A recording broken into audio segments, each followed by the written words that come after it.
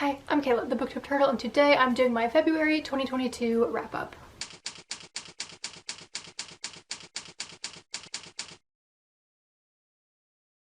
If you want to check out my other wrap-up videos, I have a whole playlist that I will link in the description and the cards, and we're just gonna get right into it.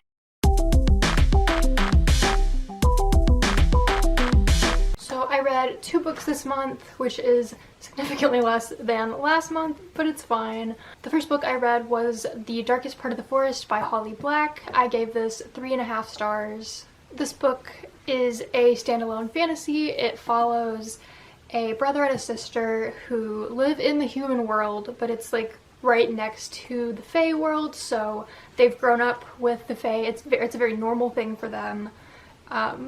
The Fae and magic and other magical creatures and elements. And there is this Fae boy who lives in the forest near where these two main siblings live, and he's been asleep in this like glass coffin thing for like decades, and maybe even longer than that. I'm not sure, but he's just always sleeping, and then one day he wakes up. I enjoyed this book overall, but I did have a lot of issues with it. Mostly the pacing. It was very slow at the beginning. It took me a long time to get into it.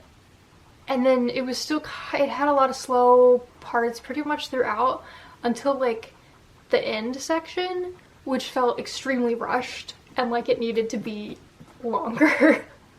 So the pacing was kind of all over the place. And because of that, it kind of felt like the plot was all over the place, and it wasn't always super clear what exactly the plot was. I don't know. I just wanted more from this book than it gave.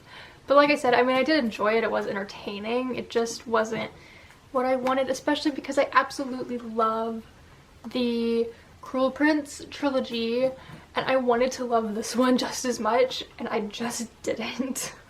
The next book I read this month was Blackout by several YA authors, and I will put that list here. I don't want to miss anybody, so yeah, I gave this book 5 stars. It is an anthology of short stories taking place in New York during a blackout, power outage situation one night in summer, I believe.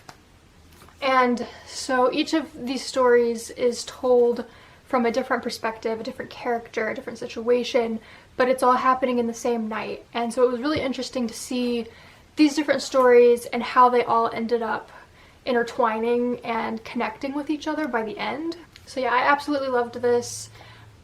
Each story on its own was really great and like felt complete, but then they also kind of all came together at the end, and that was really great too. It was just overall like a really nice, like feel-good book. Every story is the characters are dealing with some kind of like relationship issue. They're like falling in love, or they're like falling apart, or they're, you know, going on some kind of journey of figuring themselves out. And yeah, it was just really good, and it was really great to see all of these different characters and just how their lives are so separate, seemingly, but then they all like intercept. See, I really enjoyed this book and I very much recommend it.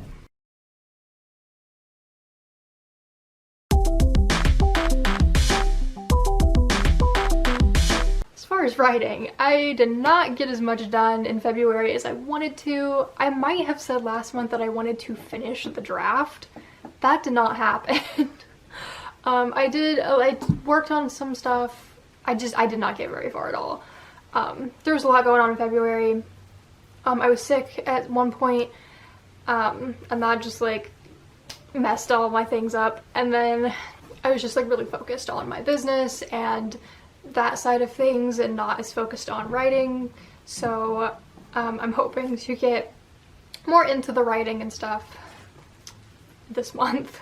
Also, I think part of me has a little bit been like subconsciously putting book 3 off because I'm not ready for it to end. There's something that happens in this book that I've known about it for like almost 6 years, But now that I'm like here, I'm just like, I'm not ready for this. I'm not ready for this. And so writing the second half of the book has been a struggle because I know that that thing is coming. It's on the way. So I feel like part of everything just being so much more difficult is because I know that that's coming up soon and I'm just like not ready.